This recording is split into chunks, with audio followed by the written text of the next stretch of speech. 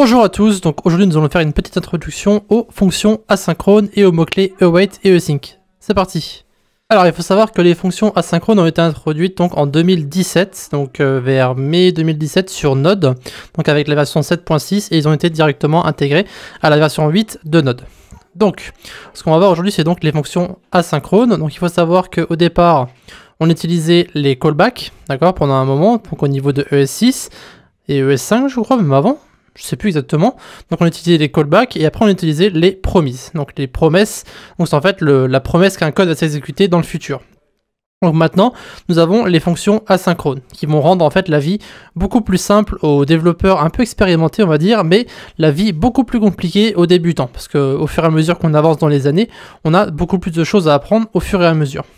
Donc ici, ce qu'on va voir, c'est justement comment ça fonctionne. Donc pour créer une fonction asynchrone, c'est très simple. Donc ici, juste, on va simplement commenter et décommenter le code au fur et à mesure. Et je vais expliquer comment ça fonctionne, d'accord? Et ici, j'ai donc directement Node qui est installé. Donc on pourra directement exécuter nos fichiers avec node main.js. D'accord? Donc si vous voulez suivre le tutoriel, sachez que ce n'est pas un tutoriel pour débutants. C'est juste une petite introduction à async et await. Donc vous avez besoin de Node, vous avez besoin de connaître les promises et les callbacks avant de pouvoir continuer. Déjà, il faut savoir qu'une fonction asynchrone va toujours envoyer une promise, quoi qu'il arrive. Ça veut dire que si ici je crée une fonction très simple, alors ici on pourrait mettre des parenthèses à la place du underscore, c'est juste un placeholder on va dire, donc on peut très bien mettre des parenthèses ou bien ici un petit underscore, hein, ça n'a aucune importance, c'est la même chose. Donc ici, vous allez voir que si j'exécute en fait mon fichier, ça va renvoyer une promise, parce que comme j'ai dit, les fonctions asynchrones renvoient toujours une promise. Donc ici, il y a marqué promise, et bien sûr, à l'intérieur de notre promise, il y a ici le nombre 16 qui est renvoyé ici. D'accord?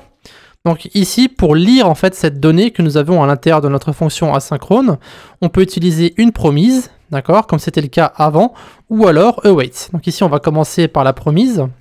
Donc c'est très simple, on prend notre fonction x que nous avons créée ici, et nous avons aussi le point zen, d'accord, donc ça c'est le mot-clé des promises, et ensuite on va renvoyer la valeur de x dans le console log.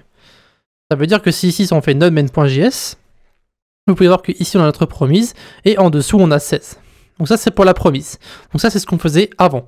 Bien sûr les gens qui le font toujours, hein, mais si on veut écrire du JavaScript moderne, on va utiliser await. Évidemment ce n'est pas toujours nécessaire d'utiliser await. Hein. Maintenant, ce que await va faire, c'est très simple. Donc ici, on va en fait écrire une fonction qui va récupérer la valeur de x. Donc on va en fait utiliser await. Donc ce que await fait, en fait, c'est simplement attendre que la promise x soit en fait resolved avant de pouvoir continuer le code. Ça veut dire que tant que cette promise ici n'a pas été lie, d'accord? Donc soit elle est lue, soit elle a échoué, ça dépend de la valeur qu'elle a renvoyée. Et bien ici, on continue pas le code. C'est-à-dire que le code JavaScript va être bloqué à cette ligne de code tant que x n'est pas résolu. Donc ici, vous pouvez voir qu'on va avoir exactement le même résultat que pour la promise qui est au-dessus.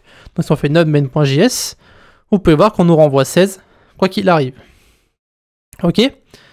Maintenant, juste une petite parenthèse pour les erreurs. On va essayer de remettre un nouveau x.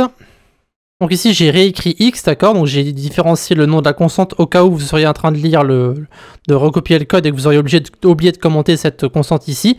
On ne peut pas avoir deux constantes qui ont le même nom, hein, ça vous le savez déjà je pense. Donc ici on a écrit simplement une constante newX, donc une fonction asynchrone, avec ici success et par défaut, donc success c'est un booléen, d'accord, et success par défaut est true, ok. Ça veut dire que if success, donc si success est true, alors on renvoie 16. Autrement, on envoie une erreur. Donc pour récupérer une erreur avec les promises, ça c'était la version dans les versions précédentes, on utilisait le mot-clé catch. D'accord? Donc avec catch, on catch l'erreur dans un console log et on le renvoie. Ça veut dire que ici, si newX, on lui passe en fait le booléen false, alors qu'on attend ici true, on va mettre domain.js. Vous pouvez voir qu'on va à une erreur ici. Error, problème. Donc c'est en fait le problème qu'on a lancé ici. Évidemment, si on met true ici, vous pouvez voir que rien ne se passe, mais on aura le 16 qui passe, donc ici on n'a plus d'erreur. Voilà, donc ça c'est pour les promises. Maintenant avec await et async, on va simplement utiliser un try et un catch, comme on faisait avant en fait. Donc on try pour récupérer la valeur de x, d'accord, de new x dans notre cas ici. Et si ça ne marche pas, alors on renvoie l'erreur. Donc ici, vous voyez voir que ça va faire exactement la même chose. On a ici à nouveau notre fameuse problème. Voilà, donc c'est comme ça qu'on va en fait régler les problèmes avec await. On va utiliser un try et un catch. Donc en général, lorsque vous utilisez une fonction asynchrone et un mot-clé await, c'est toujours bon d'avoir un try catch autour de votre code au cas où vous auriez une erreur dans votre promise. Ok? Maintenant, pourquoi utiliser await? Alors, évidemment, c'est une question que tout le monde pourra se poser. Donc, dans les versions précédentes, on avait ce qu'on appelle le promise L ou le callback L, d'accord? Donc, c'est en fait lorsqu'on voulait récupérer des données sur plusieurs constantes, par exemple ici, on devait faire getData pour X, morData pour ensuite renvoyer Y, puis on renvoie Z. Donc en fait, on devait à chaque fois récupérer la valeur d'avant, puis la renvoyer. Donc ici, vous pouvez voir qu'en fait, on a plusieurs parenthèses. On a parenthèse ici, parenthèse ici, parenthèse ici, parenthèse ici, pour enfin renvoyer ici X, Y, Z. Ok? Alors avec les fonctions async et await, vous pouvez voir que les données sont beaucoup plus simples. On va ici créer la constante X, Y, Z. On va en fait utiliser await, récupérer getData, morData et morData ici. Donc en fait, vu que await attend que la promise soit résolue avant de passer à la ligne suivante, alors on peut ici utiliser getData, morData, on va récupérer X, ensuite on récupère Y, puis Z, et ensuite on va console log ici X, Y, Z. Voilà. Très très simple. Alors, ce qu'on va faire, c'est qu'on va maintenant voir comment mettre ça en pratique, puisqu'évidemment ça c'est de la théorie. Donc ici, on va remettre tout ça en commentaire. Alors, peut-être sur la tête de se tromper de touche, voilà. Donc ici, ce qu'on va faire, c'est que je vais créer une fonction sleep. D'accord? Donc très très simple. C'est en fait une fonction qui va permettre de, on va dire, simuler la réponse d'un serveur, par exemple. C'est possible qu'un serveur attende une seconde ou une demi-seconde pour envoyer les données. Donc ici, on va en fait simuler un temps de 3 secondes. Donc ici, si vous regardez le sleep, si je fais sleep 3000 et que je renvoie ensuite la promise, ici, domaine.js, vous pouvez voir qu'après 3 secondes, ça va renvoyer 3 secondes ici. Donc ça en fait simplement pour simuler la réponse d'un serveur. Donc ici, on va utiliser 3 constantes. On va créer en fait la constante x, y et z. Et on va return sleep 2000, donc un temps d'attente de 2 secondes. Et ensuite, on renvoie 16, 40, 85. Donc on va utiliser la même chose qu'on avait fait au-dessus, donc pour récupérer en fait getX.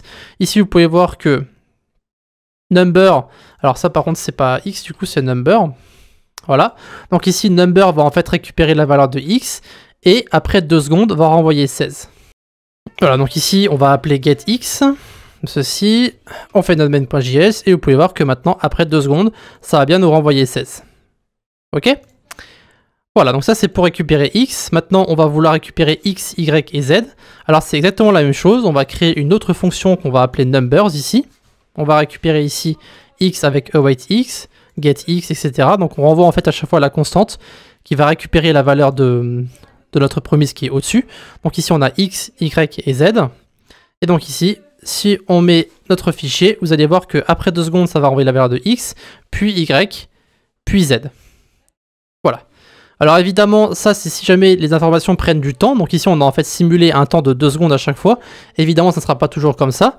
Donc ici ce que vous pouvez faire, c'est qu'au lieu de renvoyer chaque valeur après 2 secondes, on peut directement récupérer toutes les valeurs. Et donc ça sera fait avec le mot-clé promise all. Ok, donc ça je vais le décommenter. Alors ici vous pouvez voir qu'on va en fait récupérer les différentes promises x, y et z qu'on va stocker dans un array numbers. On va ensuite déconstruire getx, gety et getz qu'on avait mis comme ici, hein, donc pour en fait récupérer les différentes promises. Et ensuite on va utiliser promise all pour, si possible, récupérer toutes les promises en un coup. Ça veut dire que ici, au lieu d'attendre à chaque fois 2 secondes, d'accord, donc on n'a pas changé le code, hein, au lieu d'attendre 2 secondes à chaque fois, ça va directement résoudre toutes les promises et les renvoyer. Donc domain.js, vous allez voir qu'après 2 secondes, on renvoie directement 16, 40 et 85. Ok, pour terminer sur l'introduction de await, ici, et des fonctions asynchrones, on va voir comment créer une loop avec await. Vous allez voir que ça va être très très simple. Donc ici, on va simplement créer un objet avec nos différents nombres, donc x égale 16, y égale 40, z égale 85. Et on va créer ici un array avec les différentes lettres. Donc en fait, pour pouvoir associer les différentes lettres x, y et z avec les nombres qui sont ici, on va en fait utiliser une boucle for. Donc on va ici remettre notre const slip, et voici notre boucle qui est ici. Donc on va récupérer en fait toutes les fonctions qu'on avait créées au-dessus. Donc je les ai remises ici pour que ce soit plus clair au niveau du code. Donc ici on a en fait getNumbers qui va récupérer les valeurs dans numbers ici. D'accord, donc on peut très bien utiliser cette fonction qui est ici pour récupérer les valeurs qui sont dans notre objet ici. Mais nous, ce qu'on veut faire, c'est associer en fait les différentes lettres qui sont ici au nombre que vous avez là. Donc on va en fait créer une boucle très très simple. Ici, donc ça c'est une fonction, hein, myLoop. Donc on va créer une boucle for. Donc on va commencer à i égale 0.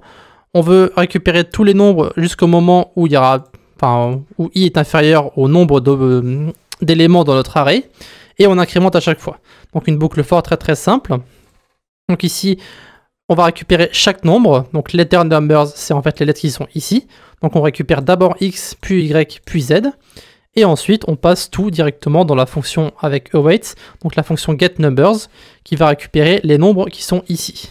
Donc ce qui va se passer, c'est que on va récupérer x. Il va vérifier si x est dans getNumbers. Donc dans getNumbers, qui va récupérer la valeur dans numbers ici. Donc oui, x est ici, donc il va associer la valeur 16, etc., etc.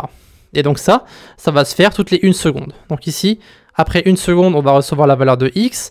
Après 1 seconde, on va recevoir la valeur de 40. Et après 1 seconde, on va recevoir la valeur de 85. Ici, si on lance notre code, 16, 40 et 85. Voilà. Donc, encore une fois, c'est juste une introduction, donc j'ai pas envie d'aller trop loin non plus, mais on verra peut-être dans un autre hors-série ou alors dans une autre série. Alors je vous conseille d'aller voir ma série JavaScript d'ailleurs, qui va parler en fait des différents codes et des nouvelles fonctionnalités qu'il y a dans le ES6, donc il y a aussi une petite introduction sur les promises, si vous le désirez. Et donc ici, ce sera donc tout pour les fonctions asynchrones et le mot-clé await.